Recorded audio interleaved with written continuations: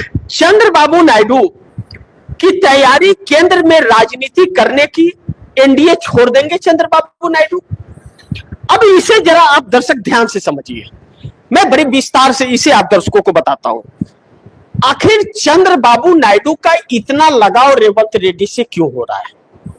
इसके दो कारण हैं जो आप दर्शकों को जानना जरूरी है, तभी सच्चाई आप दर्शकों को अंदर की बात पता चलेगी। आप दर्शकों को एक बात बताऊं मैं 30 सेकंड में।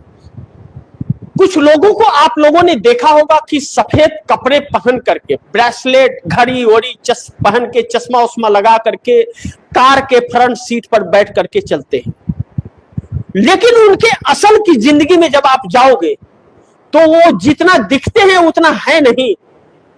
जितने लाख की उनकी संपत्ति दिखती है उससे ज्यादा वह कर्ज उनके ऊपर होता है। आज नरेंद्र मोदी का यह तामझाम जो है वह कर्ज की ढेर पर है।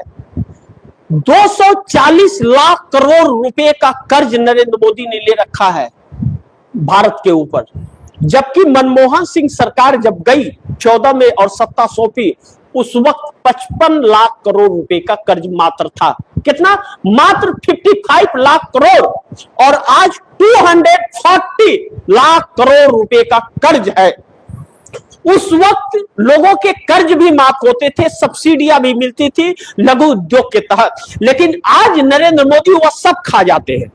चंद उद्योगपतियों को 16 लाख करोड़ रुपए का कर्ज माफ कर दिया, लेकिन किसी एक गरीब का, किसान का 10,000 रुपए का कर्ज माफ नहीं किया। इस देश को गुमराह किया, इस देश को लूटने के लिए, और रणनीतियां इजराइल और अमेरिका से बनी, इजराइल और अमेरिका से बनी। और जो ट्रेड डील की आज बात चल रही है, फरवरी महीना 2025 में जाकर के नरेंद्र मोदी अमेरिका में हस्ताक्षर करके आ गए थे। आज ट्रेड डील की उसकी बात हो रही है। हस्ताक्षर उसी समय गुलामी लिख करके आए थे नरेंद्र मोदी। आधिकारिक है या आधिकारिक है या? तो फिर नरेंद्र मोदी का वर्चस्व कितना है आप समझ सकते हैं।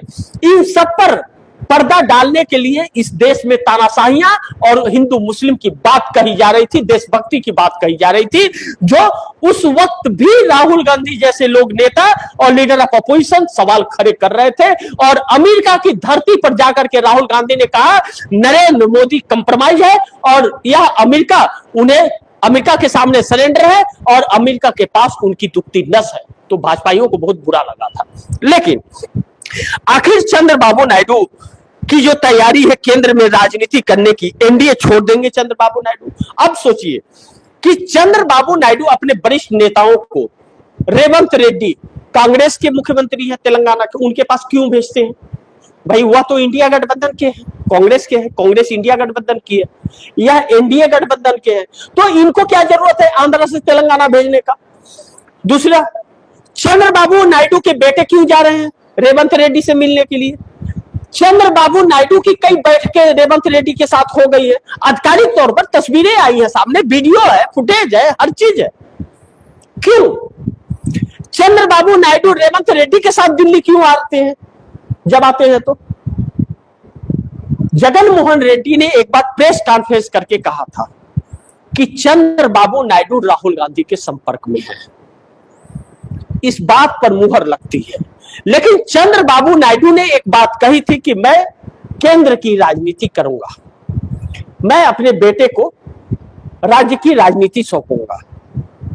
नारा लोकेश जो चंद्रबाबू नायडू के बेटे हैं, रेवंत रेड्डी से मिलने गए, मिले, और नारा लोकेश का बयान भी आया कि चंद्रबाबू नायडू केंद्र की राजनीति करेंगे। यानी कि चंद्रबाबू नायडू आने वाले वक्त में मुख्यमंत्री अपने बेटे को बनाएंगे, नारा लोकेश को, और वही इस वक्त पार्टी की देखरेख भी करते हैं। अब ऐसे में चंद्रबाबू नायडू को दिल्ली केंद्र में आना है, तो केंद्र में कोई स्थान तो मोदी के रहते खाली है नहीं। और दूसरा, नीतीश कुमार भी अपने बेटे की एंट्री करा दिए, तो नीतीश कुमार के लिए भी केंद्र में स्थान खाली नहीं है। उनके जेडीयू के कोटे में मछली पालन मंत्री है ललन सिंह, तो वह भाजपा के हैं जेडीयू के, लेकिन भाजपा के हो गए हैं, वह बोल उन्हीं के बोलते हैं। ऐसे में दोनों नेता जो 30 सांसदों को का नेतृत्व कर रहे हैं, वह अगर दिल्ली आ रहे हैं, तो सोचिए कि मोदी का क्या हाल होने वाला है, क्यों आ रहे हैं। और जब उनकी इच्छा है कि हम केंद्र की राजनीति करेंगे, तो क्या नरेंद्र मोदी गृह मंत्री चंद्रबाबू नायडू को बना देंगे, वित्त मंत्री नीतीश कुमार को बना देंगे, हटा देंगे अमित शाह को, हटा देंगे निर्मला सीतारमण को? बिल्कुल नहीं, बिल्कुल नहीं। तो सवाल एक ही है, सरकार गिरेगी।